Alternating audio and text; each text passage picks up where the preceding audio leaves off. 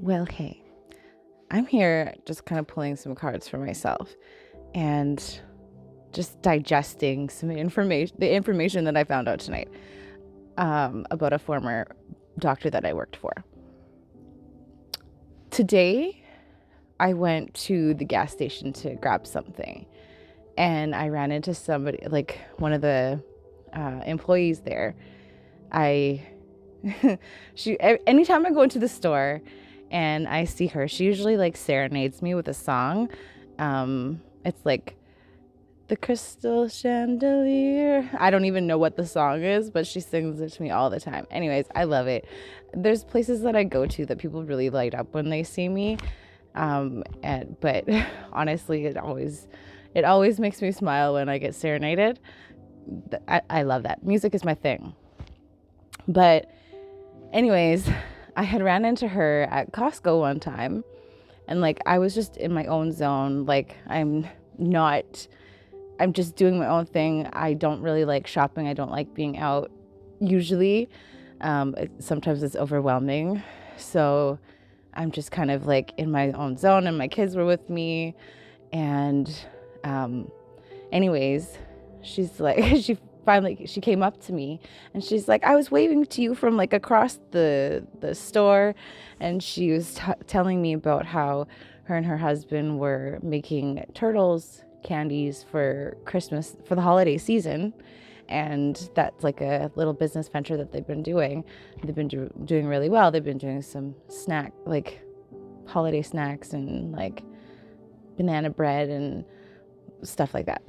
Anyways, so she was just getting some ingredients for some turtles that they were making. So anyways, I went to the gas station today that she works at, and she serenaded me, and she's like, do you have cash? And I was like, yeah. Do you have $5? I was like, yeah. And she's like, do you want to buy some turtles? I happen to have some in my car. And so I bought a little pack of turtles. And I even said to her, because she's like, because we ran into each other at Costco, and like I was talking about it, and now you got to try it. And I was like, oh, it's like a full circle moment. And then I'm thinking about the thing that happened with my old boss, or the doctor that I worked for. And like I had already been in, like it was already in my head that I wanted to like move away from the office because I was overwhelmed. I was going through a breakup at the time. Like that was when it was just, I was going through a lot of issues with co-parenting, and maybe it wasn't right after the breakup, but it was like co-parenting issues, and it was just a lot. I was very overwhelmed, and work was overwhelming. And then he took time to, I saw 321 on the clock. He took his time to decide if he wanted to keep me or not. And even because I had worked for a separate organization that kind of hired me through Alberta Health or whatever. But anyways, I don't know why I'm saying that.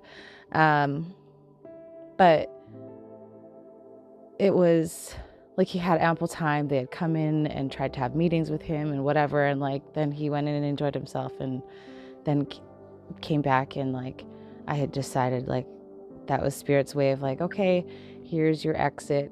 And here's some support for this exit.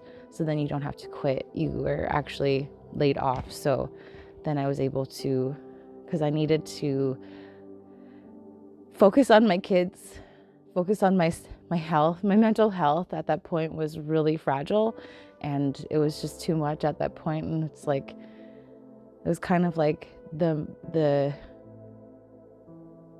point where I like chose myself. Like Spirit gave me the green light to be able to choose myself, and I didn't know how I would make it, and I still don't know how I'm here, but Spirit has been with me. God's been with me this whole time. My angels have been really supporting me, especially when I felt alone. But yes, I was getting this like, wow, it's a full circle moment. Like it's closed out a chapter, like whatever happened, whatever was going on. You know, when you know that you're here, that you're there to like shake things up. Like I know that every place that I've worked at or whatever, there's always been a shake up because there needed to be a shift in the energy. And for whatever reason, like God sent me there to be there at that time. And then the time was done.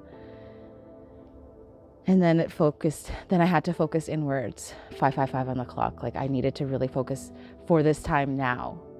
And you like kind of see like, wow, it is when I say 5:55 on like, it's 9:45 as I'm recording this, 55% on my clock or on my phone. I always say clock. And then I look at it again and I'm like, God damn it. Like, why does these words don't come out properly sometimes? And I'm like, dang nabbit.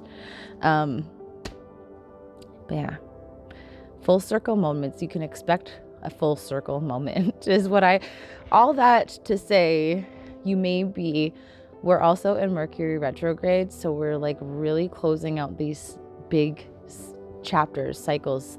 It was 6:39 on the clock. Really closing out so that you can truly align to what is meant for you. So it's like a slamming of the door, but also knowing that maybe certain things that you didn't expect.